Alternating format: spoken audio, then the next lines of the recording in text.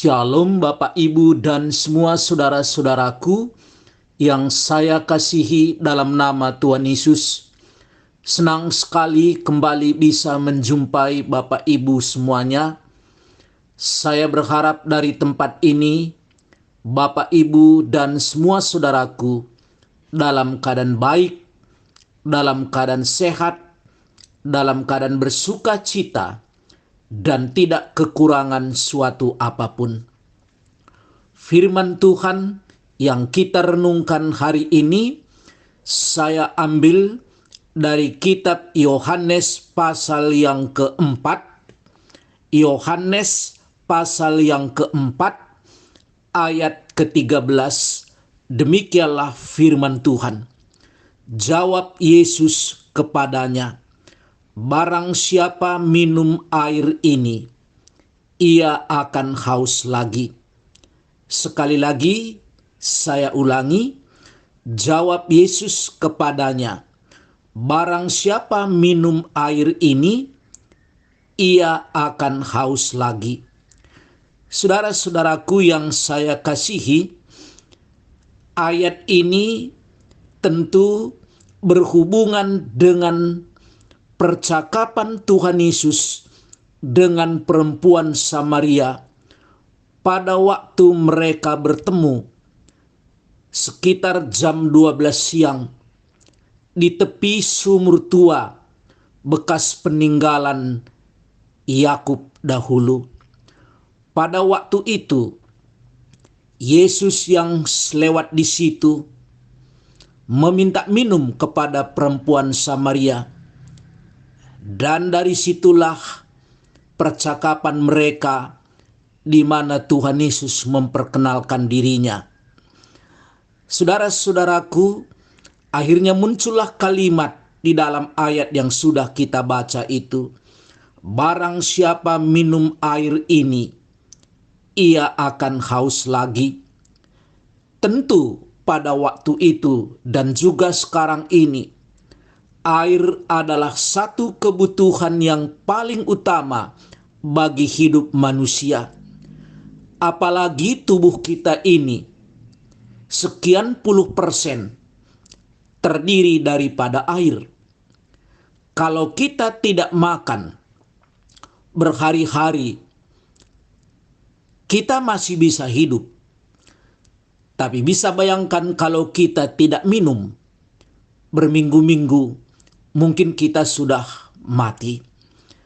Oleh sebab itu, pada waktu itu pun perempuan Samaria ini pada jam 12 siang mungkin menghindari orang banyak karena statusnya yang tidak baik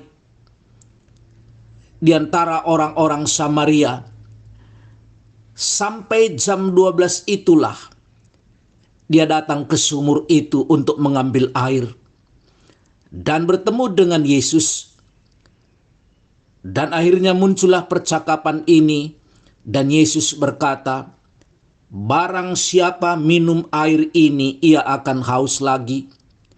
Walaupun air itu sangat penting, kebutuhan pokok manusia, dan sangat dibutuhkan oleh manusia, tapi kalau diminum saat ini, 1 jam lagi, 2 jam lagi, kita haus lagi.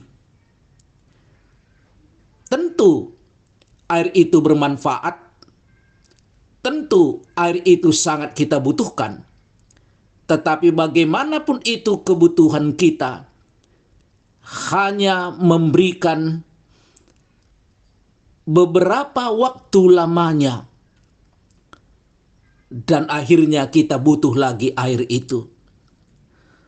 Tentu ayat ini menggambarkan bahwa kebutuhan manusia secara fisik itu sangat penting.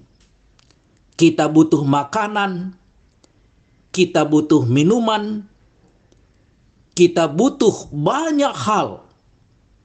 Tetapi itu tidak pernah memuaskan hidup kita sampai selama-lamanya.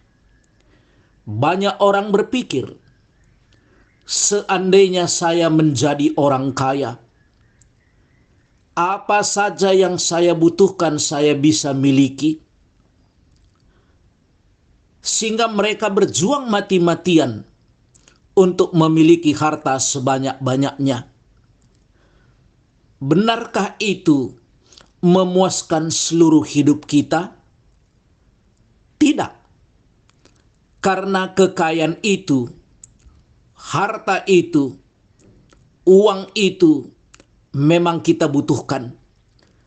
Tapi tidak pernah memuaskan dahaga jiwa kita, kerohanian kita. Hanya bisa memuaskan kebutuhan fisik kita semata-mata. Bukan saya katakan harta tidak penting. Tentu penting. Uang penting. Tetapi itu tidak pernah memuaskan kerohanian kita. Tidak pernah memuaskan dahaga kerohanian kita. Jikalau kamu minum air ini, kamu akan haus lagi. Barang siapa minum air ini, ia akan haus lagi. Karena kebutuhan manusia tentu bukan hanya kebutuhan secara fisik. Ada kebutuhan yang jauh lebih penting. Itulah kebutuhan kerohanian. Hubungan manusia ini dengan Allah. Jadi kebutuhan manusia tidak hanya berhubungan dengan kebutuhan jasmani atau kebutuhan yang kita butuhkan hidup di bumi ini, seperti makanan, minuman, pendidikan, pernikahan, harta, dan banyak lagi, saudara. Tapi yang jauh lebih dibutuhkan adalah agar kita mengenal Allah itu dalam Tuhan Yesus. Wanita ini, dia merasakan bahwa pada waktu itu dia sudah punya 5 suami. Dan yang ada pun di rumah pada waktu itu bukan suaminya yang sah. Mungkin dia pikir kalau saya punya suami, yang pertama dia pikir itu bisa memuaskan hatinya. Nyatanya tidak. Sampai yang kedua, sampai yang ketiga, keempat, kelima, dan semuanya tidak memuaskan hatinya. Sama seperti kalau minum air, memang memuaskan dahaga sebentar, tapi sebentar akan haus lagi. Oleh sebab itu Tuhan Yesus berkata kepada wanita itu, ada yang jauh lebih penting daripada kebutuhan secara manusia saja, secara fisik belaka. Karena yang bisa memuaskan semua kita, kerohanian kita, adalah Allah sendiri di dalam Tuhan Yesus. Sehingga Tuhan katakan, aku akan memberikan kepadamu bukan air biasa saja atau minum dari sumur itu, tetapi aku memberikan kepadamu air kehidupan. Yesuslah sumbernya air kehidupan itu, yang memuaskan manusia ini sampai kehidupan yang kekal.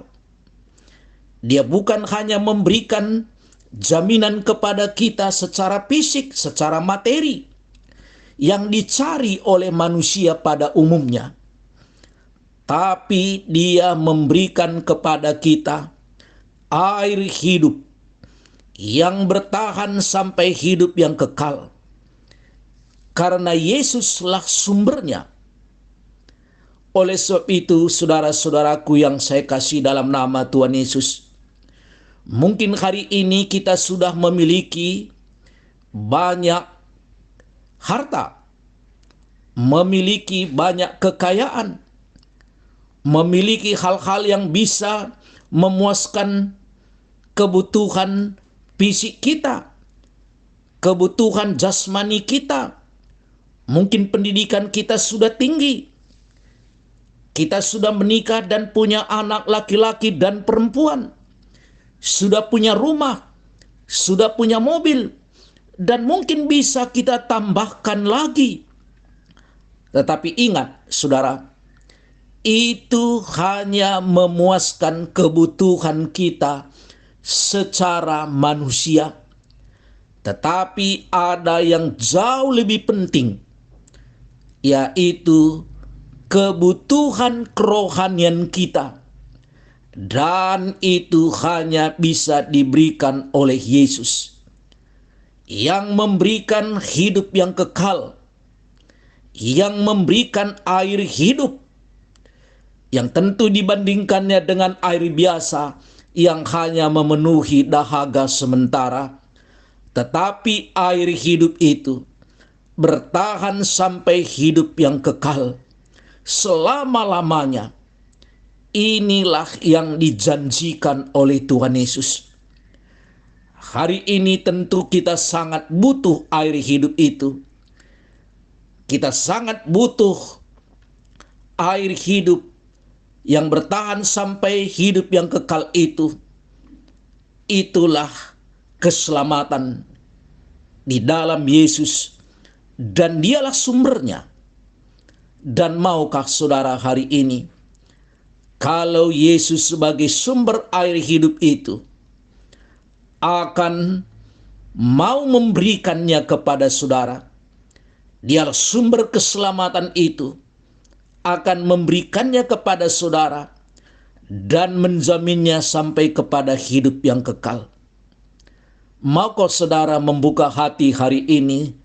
Saya mau menerima Engkau Tuhan, karena Engkaulah sumber air hidup itu.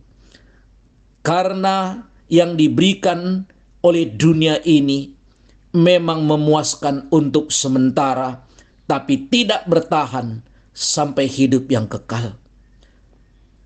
Tuhan Yesus memberkati kita. Amin. Bapak, Ibu, dan semua saudara-saudaraku, kalau kita mempunyai pergumulan dan ingin didoakan, bisa menghubungi nomor HP saya atau nomor WA 0853 71 72 71 40. Dan kalau Bapak Ibu dapat berkat dari firman Tuhan ini, bisa membagikannya kepada saudara-saudara kita yang lain, supaya mereka pun diberkati oleh Tuhan. Salam dari saya, Pendeta Antoni Tarigan. Amin.